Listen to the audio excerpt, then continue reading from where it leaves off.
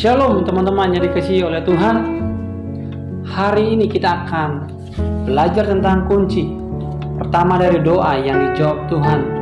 Kunci itu adalah kerendahan hati.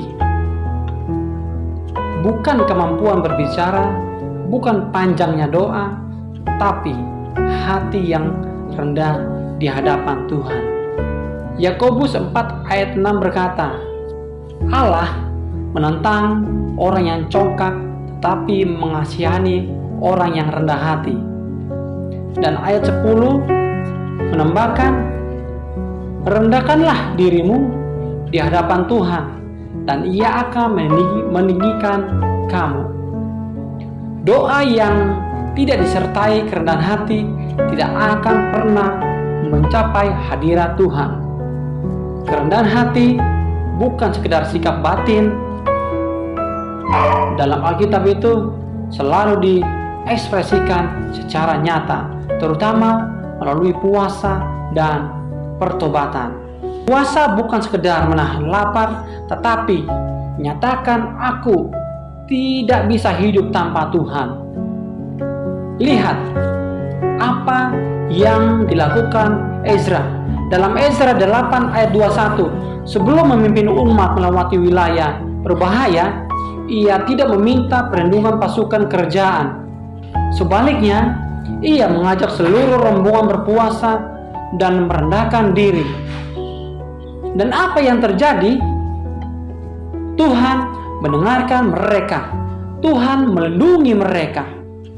Lalu ada Daud setelah ia jatuh di dalam dosa dengan Batsheba, ia tidak membela diri. Ia tidak mencoba untuk menyuap Tuhan dengan persembahan. Ia berpuasa, menangis, dan menulis. Korban yang berkenan kepada Allah adalah hati yang hancur dan remuk. Mazmur 51 ayat 17. Dan tentu teladan terbesar kita adalah Yesus sendiri.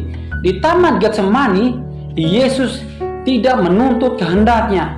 Ia berdoa, bukan kehendakku, tetapi kehendakmu yang jadi. Matius 26 ayat 39. Kalau anak Allah saja berserah, bukankah kita juga harus demikian? Sekarang coba renungkan, dalam hal apa saya masih menggenggam kontrol hidup saya sendiri. Apakah saya sudah benar-benar merendahkan diri di hadapan Tuhan? Saya ingin ajak Anda mengambil langkah nyata.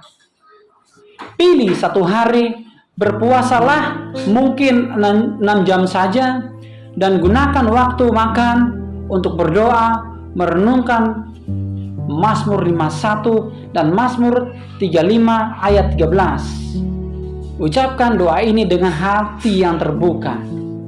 Tuhan, aku merendahkan diriku di hadapan-Mu.